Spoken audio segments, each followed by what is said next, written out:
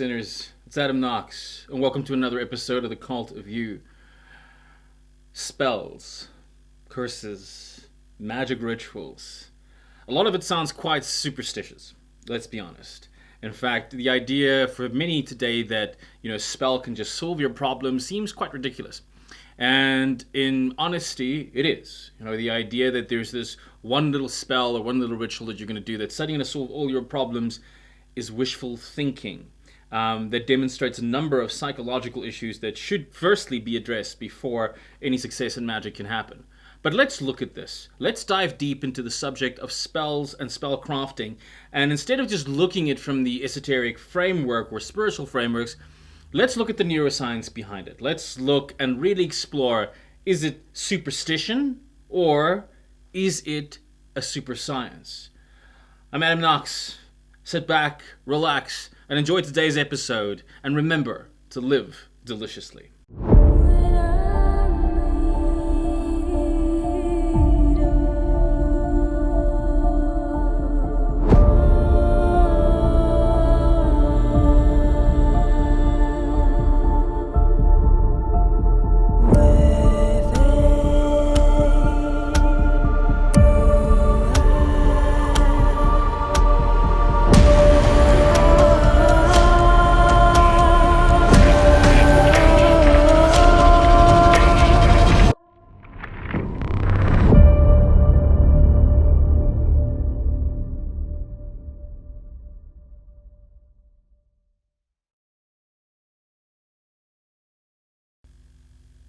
I think we all are sometimes amused when we look at different forums and things on the internet and you see all the newbies, and sometimes even the not so newbies, asking for spells, quick rituals to fix their problems.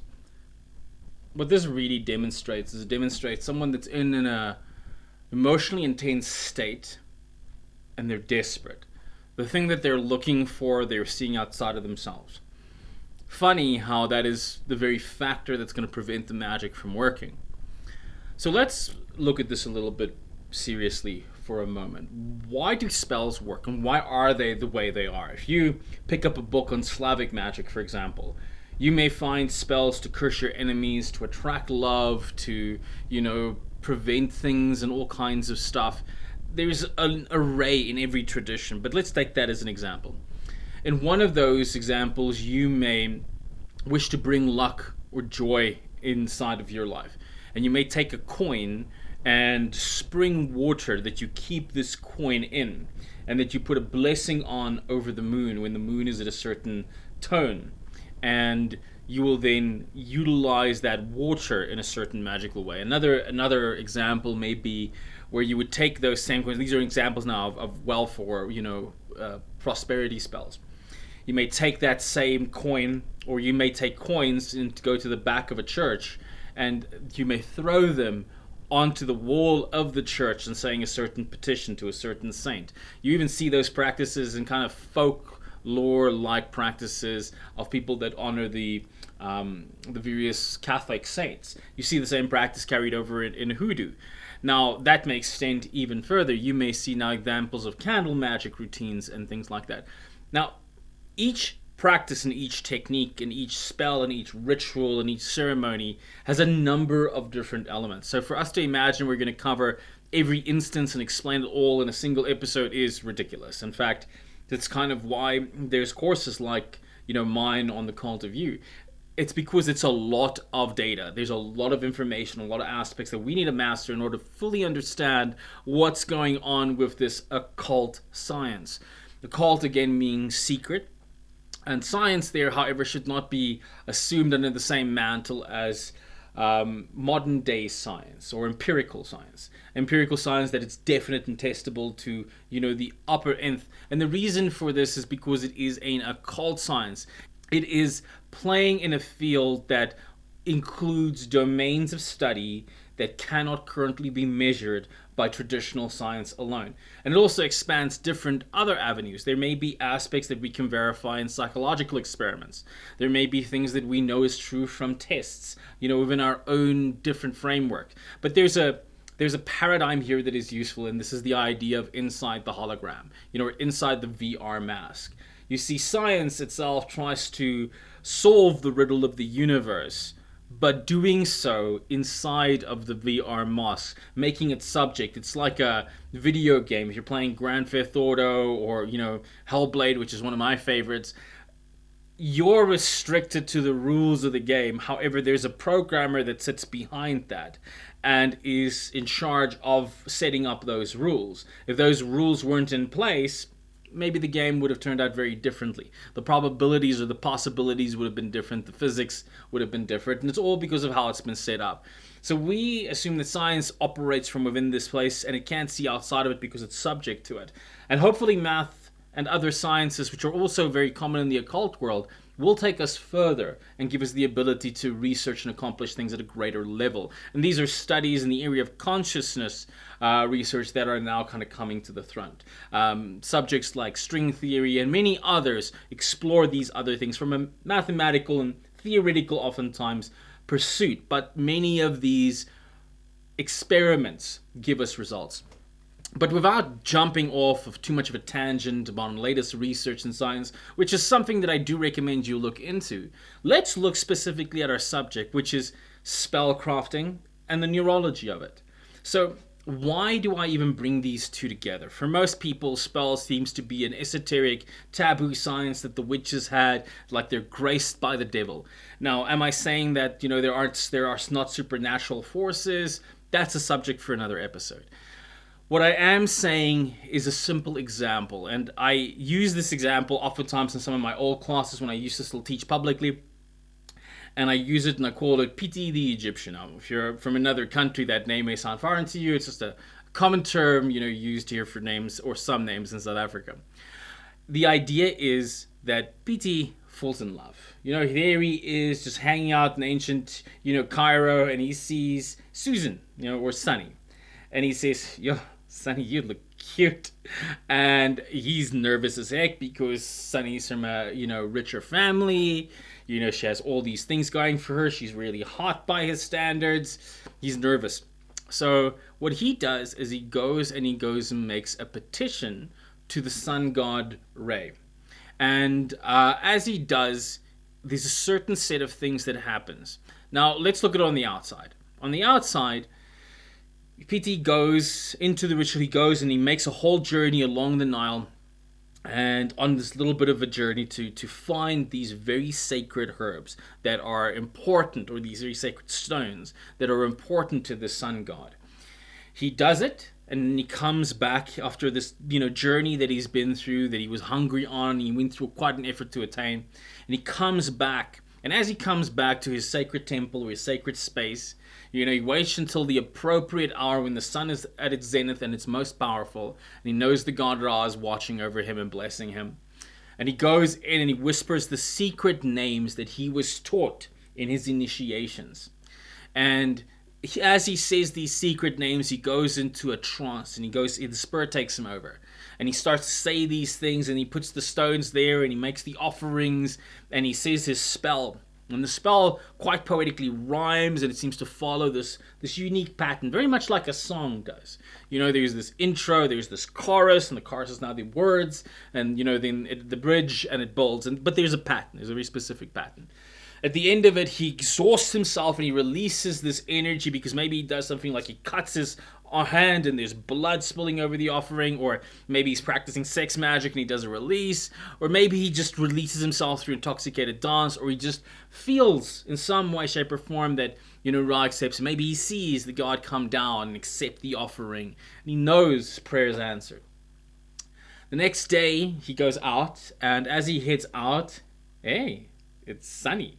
How you doing? He's feeling good. The sun's out. He's blessed. His magic's done. He approaches Sunny, and they just start a conversation. In a couple of weeks later, they're together. Things are going great. On the outside of this, for an uninitiate stepping into this experience, they go, wow, the magical power of Ra. Piti's great ability as an Egyptian sorcerer to, get what he wants. What happens in the rest of the journey will leave for, enough soapies and TV to answer. But now let's look at that from a bit more of a neuroscientific point of view as well as, a couple of other disciplines that are included in this. Again, remember, occult science is a holistic science. So it includes art, it includes science, it includes physics, neuroscience, it includes your psychology, psychiatry, it includes a number of disciplines and philosophical systems all wrapped around this science, this practical test, repeat, alter until you get the results that you're after system, if you will. What happened at a deeper level is what we're interested in. Firstly, was the sun god Ra real or not? Maybe it wasn't. But what happened is important for us. You see, since Petey was a little boy, Petey grew up in a narrative. And in this narrative, there was a certain authority that gave the crops its power, that gave light to the world, that expelled darkness or negativity. And this eventually, because he was singing the praises and he was in these emotional, euphoric states, and he saw other people preach about this, in other words, there was social proof, and he got into this scotoma, the self-induced hypnotic state. He linked the symbol that these people were representing, called Ra-Re, to the sun, and he linked the symbolism in certain images, and he linked and attributed certain qualities or emotions and states to this force. Now that's a very useful thing, because that force can then be independent of his little problems and his big issues. Because, yeah, sure, meeting a girl might be a big deal for him, but it's no big deal for, the divine God Ray to kind of orchestrate, who orchestrates the very day coming in and the night coming in, and has all these relationships to these other gods that control his world. In so doing, he does a couple of other things.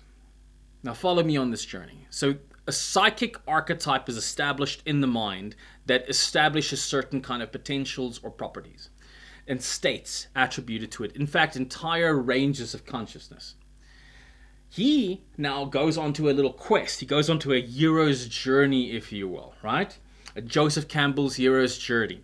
In this journey, he sacrifices himself to a degree. He sacrifices his own comfort, his own laziness, his own doubt, because he puts in the effort. It means he sacrifices his doubt, he sacrifices his disbelief.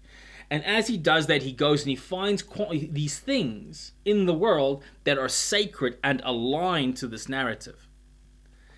As he finishes this quest, he brings these items back home to his journey. Going into his journey, he goes to a place that to him is attributed more qualities of sacredness. Okay? It's got all these divine qualities and attributes to it, and now he goes into this altered state. Maybe he steps in, he takes off his normal clothes, letting go more of his normal personality, his normal personal reality, and he dons the robes of a priest, an anointed of the god Ra. And by the way, you can substitute this for anything. You can substitute it for Jesus, Buddha, Ray, God, whatever you want, whatever your sprinkle is. You can even substitute it for the great unconscious or the universe. Recognize that all these are symbolic at this point of this conversation. Again, we're not debating its reality. We're simply exploring this from a neuroscientific point of view, or a neurotheological point of view, if I could rather, put it out like that. In doing so, something very interesting happens. He now enters his sacred circle that, again, demonstrates to him this altered world, this altered reality where everything is possible, okay? Not his normal day-to-day life where he has to struggle. In this place that he's entering, everything is possible, the circle that he enters into. He's wearing a robe that aligns him in the favor of this ultimate authority, okay? See what I'm getting at? Now, in front of the table, he has a drawing, because, printers weren't as effective back in the days of ancient Egypt. There's a drawing of Sunny, and he has a drawing of himself. And he takes the two of them and he puts them together. And as he does that, he starts to say his prayer in rhyme. In other words, in his brain, there's a symbol of his thing, of what he wants, and he's actively changing these symbols. And you see this a lot of all magic. For example, how war generals used to kind of play the war out in advance in their minds, and actually with chess pieces or with actual pieces, how it will play out, and then involve the gods or this divine authority inside of making it happen. The puppet play that we see in practices like hoodoo and voodoo. There's all these dimensions that are important. So here's where things get even more juicy, because now he's applying more things. And in art, one of the things that we get in the spoken arts is, for example, poetry. There's a massive impact on us emotionally when things are spoken in rhyme. There's a massive impact when things are spoken of in movement. There's a massive impact when there's color correspondence. We know this.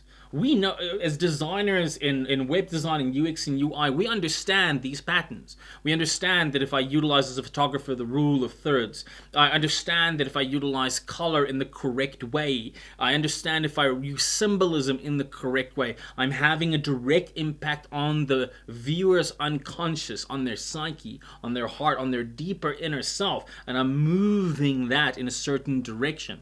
This is important. This is really important. And this is, again, where people confuse this as the superstition, when there's actually a genuine system of science and technology here that is very easily overlooked because of all the pop culture around this stuff. He now has these two symbols, symbol of himself and the other person, tied together, and then he links them. And as he links them, he says the rhyme that affirms the new reality that he's starting to create. And as he does this, he works himself in this intense frenzy. And then at the peak of it, he cuts his blood, which is a symbol of himself and has a very great meaning to him and is a symbol of payment and exchange, throws it over the piece. And then as he does, he binds this together with rope and then puts it in the fire and burns, and it's sent to the gods. And his spell is cast and his ritual is run. Here's what happened. He, in his psyche, being born in this pantheon, established the states of ultimate authority, of freedom, of power, and of possibility, where anything's possible. This deity had power over love, had power over this, had power over the day, everything like that. Very, very essential to utilize. Now, as he did that, he then put himself into a state where he felt worthy or aligned to that power because he donned his priestly robes.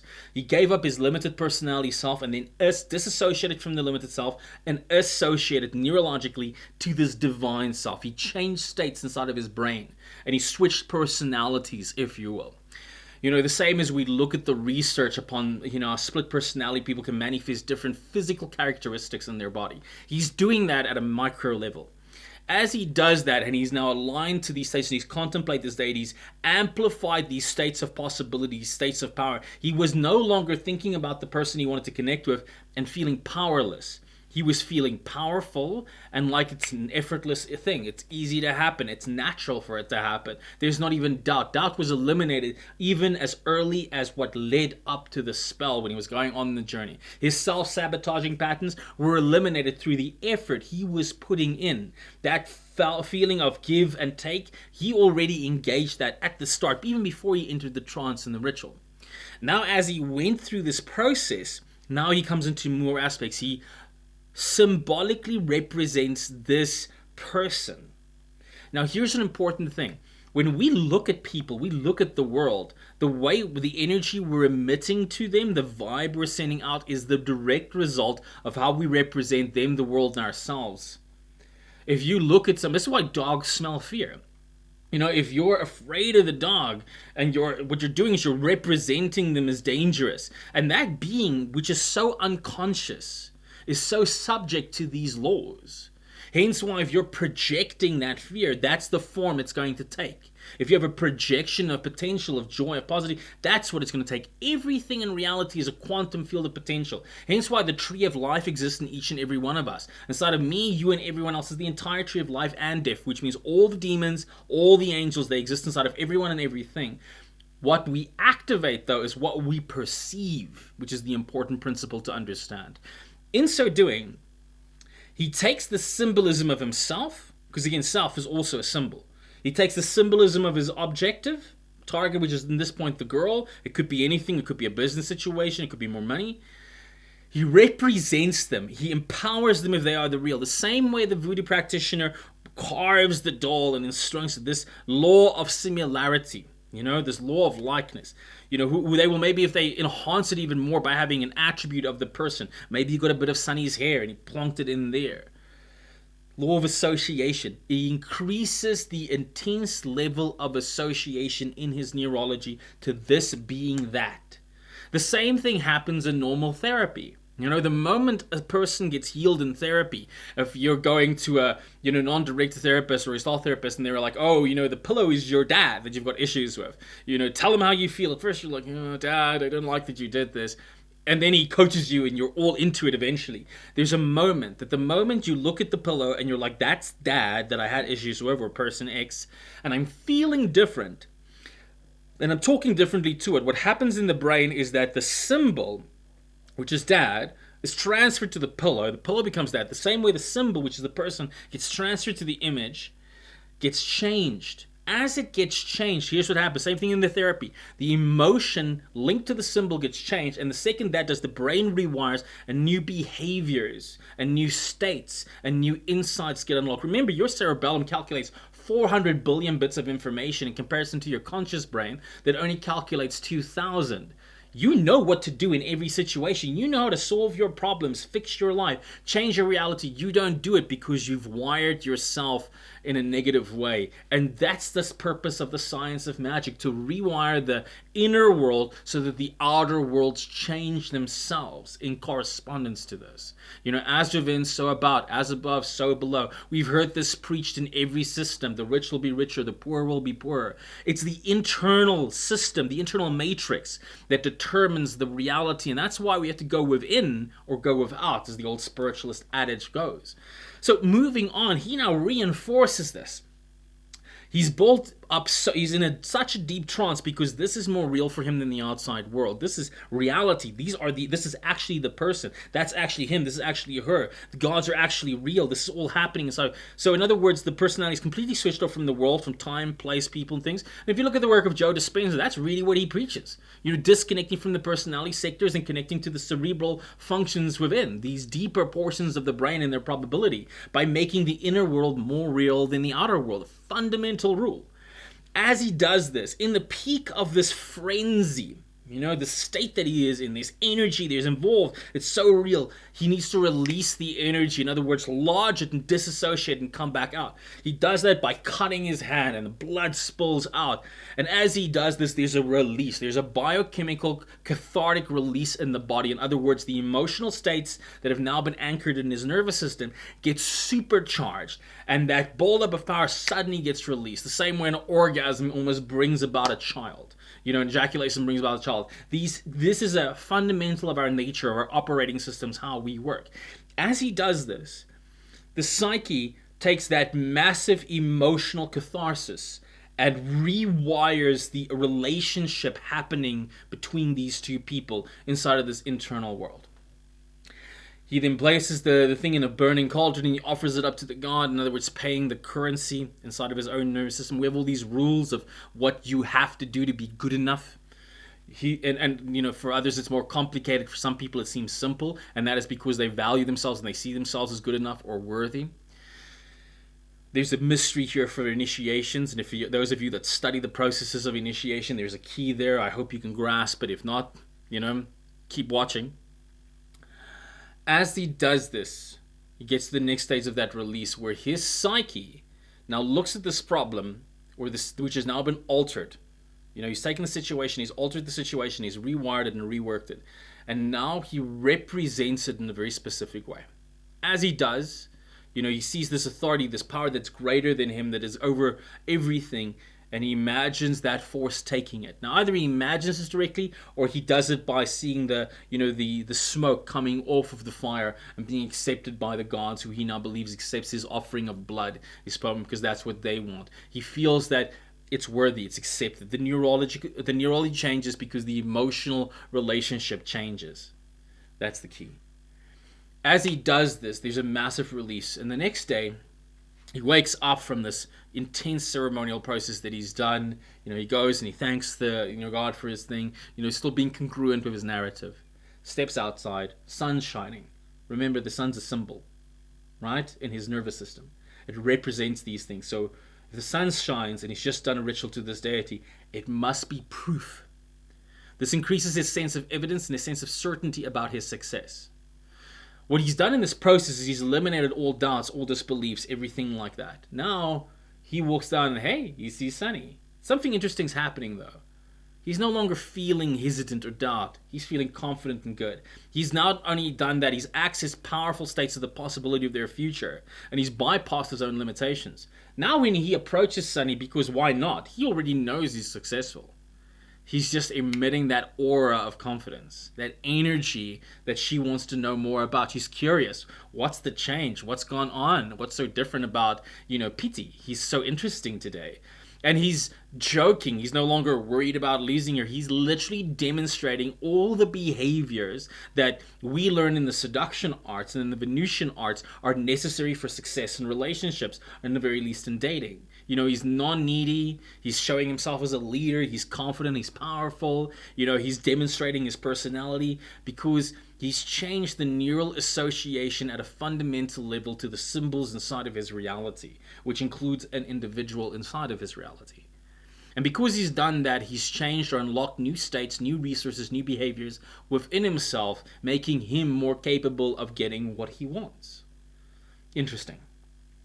This is an important thing to recognize, and here's also the part where a lot of people go, oh, but is that it? So it's just the neuroscience, it's just this, it's just that? No, there's more. There's always more. Truth is truth because it's fundamental truth. It's true at multiple tiers and multiple levels. You see, if we look at the work of people like Joe Dispenza and many of the others that are now pioneering the areas of consciousness research, quantum mechanical philosophies, we also understand that there's entanglement. Entanglement also indicates that when I change, that the world changes. In other words, the moment I change, what happens is the vibration that I'm sending out to the world and what is possible inside of my world also changes. So yes, these things are true because that's what happens at a psychological, behavioral level and a social level. But that's only one dimension. That's only the tip of the iceberg. There are far more dimensions beneath that iceberg that need to be explored and discussed and mastered before you can truly call yourself an adept. And that is the journey. So hence why spellcrafting alone was always considered simply an art of lower magic, versus higher magic being a form of theurgy, or Dharma theurgy even, which is often referred to as true high magic or miracle working. In this state, we align ourselves with the gods because there's a reason, and that's again a discussion for another show, of why the same type of gods show up in every single tradition, even though they look different or they act different. They're so similar. Think of it for a moment. Why is there always a goddess of love in every tradition? A god of prosperity? These are more, and why they're always connected to the planets? Why does that always? Why does that pattern consistently repeat itself? Why is the goddess Theme in the Greek pantheon have the same exact color? Who's a goddess of justice, truth, and truth, has the exact same colors of white, blue, and yellow in her tones as the goddess Maat in the Egyptian, which is also the goddess of truth and justice. Why these matching correspondence? Journeys and generations away. There's so much here. Why are the patterns still there? And that's because the unconscious and the collective unconscious has specific patterns and rules that occultists have mapped throughout the different years, and mystics and spiritual, gurus have mapped. But not everyone utilizes them. Some just utilize them in intellectual spaces. And this is again where we recognize the difference between the mystic and the magician. The mystic goes in like the prophet and finds these altered states and gains these insights. Doesn't necessarily mean they go and use them. And for us to operate today, this is what the magician does. The magician goes and practically utilizes these things to bring about changes in their world. We are at a stage in our society and our evolution where left and right is dissolving, where good and bad and light and dark is dissolving. This is the purpose of the work, the non-dualistic approach, the dissolution of duality. In so doing, we must recognize that even the mystic and the magi must come together, as we ourselves are not gods only, we are hybrid gods. You see, because one component of us is divine and another component of is disaster. And we need both.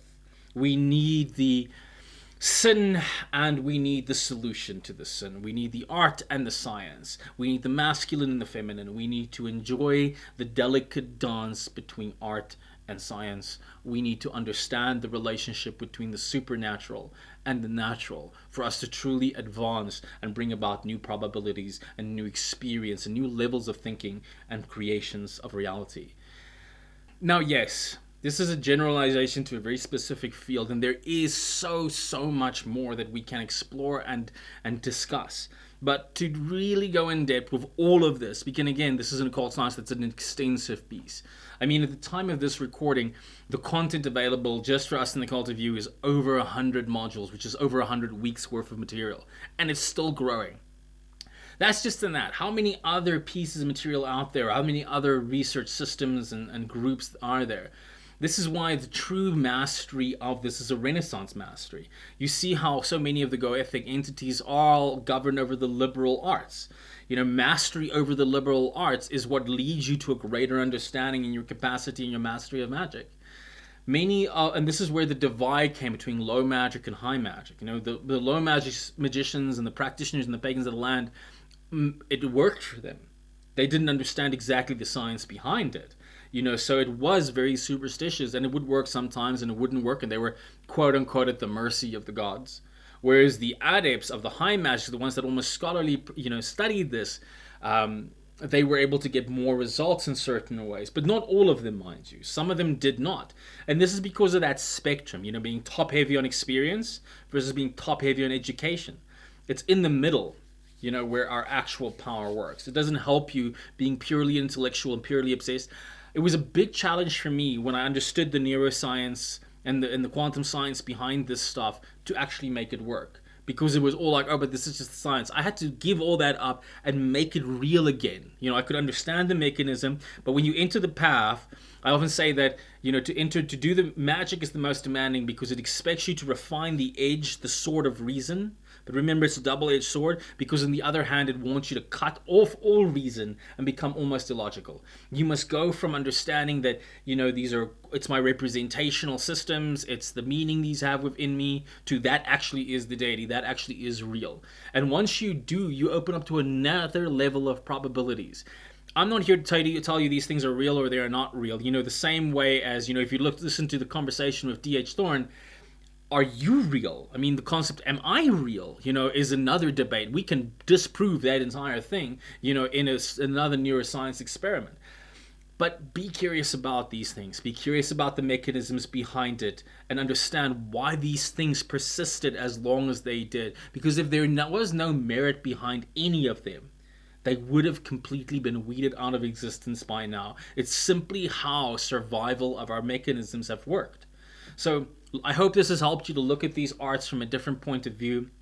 And please, do give me a comment, a like, and a subscribe, if you haven't already. And I'd love to hear what are some other topics that you'd love to hear me tackle in the future, or some guests that you'd like to, have on board. And if it's too personal to type it out in the comments, please just drop an email to info@thecult.co.za, and I personally look at that mailbox. Just give me some time to respond to it, but I will gladly answer it, and I'm always open for new ideas and new concepts to help us grow this channel, and the podcast and this community. Thank you very much again for tuning in, and remember to live deliciously. I've always felt a little different, a little uneasy between regular folk, a bit of a dreamer, a lost cause, a little non-ordinary, some would say. I think I've always just been this way. My mother said I was special, my father thought I should be feared. But I knew that witchcraft coursed through my veins the first time I tasted the lips of the goddess inside the rain. Yes, I'm a witch, it's true. And sure, we are the ones who believe in the beauty of nature, who believe in the things science, absent of art, cannot explain, who instead of religion would have romance. And sure, you may think we have lost our way, when in the world of predictable things we have such unfamiliar things that we would like to say. But maybe, in a world so cold and alone, a little unfamiliar is exactly what is needed to show us the way home. Hey family, it's Adam Knox here. Thanks for supporting this podcast, and these ideas. I really appreciate free thinkers, like yourselves, that are willing to challenge conventional norms and think for themselves and take on new challenges and look at new ideas. And as such, I want to say that if you haven't yet, if you are looking at ways to improve your knowledge over the entire field, and you're looking at a regular feed of ideas and concepts to keep improving yourself, I'd like to invite you to sign up at the Cult of You. All my teachings and all my ideas are there for only $19 a month, and every month I bring you a completely new section of some of the most cutting ideas, and I'm constantly adding to that. So I'm constantly reviewing and adding more knowledge as I gain them, and you'll see a lot of the interviews and a lot of things that I do extend on some of the subjects that I cover inside of those areas. I do take quite a bit of effort to make sure that the filming is also quite good, and to give you not just a demonstration of rituals, but also talk you through the psychology behind them so that you're empowered to do them. And I cover every subject under the sun, from science to art to magic to all the different systems out there, from the Golden Dawn to the Western traditions to the left-hand path traditions. We discuss technology and technomancy. We discuss sex magic and seduction. We discuss so much more, from purely the mental aspects to how do you deal with the darkness when it comes up, as well as how do you take those things into business and into your romantic life, as well as what are the keys to make your magic work, as well as to unlock different degrees of spirituality. So if you haven't yet, please consider signing up at the Cult of You, and you'll be able to send me a mail and message there, and I'll be there to help you personally through mail correspondence and chat you and guide you through the entire process. And if you make it through the first year of the entire cycle and you graduate to the second year of the program, you're able to have direct sessions with myself and some of the members of my temple. And I look forward to helping you whether you go that route or not. Please keep enjoying these podcasts. Please share them with people that you think they're going to find value in them. Like and subscribe to the show. And please send me your messages to info@thecultofyou. I would love to hear what are things that are important to you. What are ideas and concepts that this raised? Maybe this inspired you. Maybe this made sense to you. Maybe this opened up something. I'd love to hear that. Please talk to me and please share with me. Write in the comments and give me your ideas and concepts. If you're watching this on the YouTube channel, if you're only watching this on the YouTube channel, please head on over to Spotify and do subscribe. And if you're listening to this on Spotify, go check us out on YouTube. But please share these ideas and these concepts, and let's have a conversation. I'd love to hear from you. That's it for me. I'm Adam Knox. This is the Cult of You, and remember, live deliciously.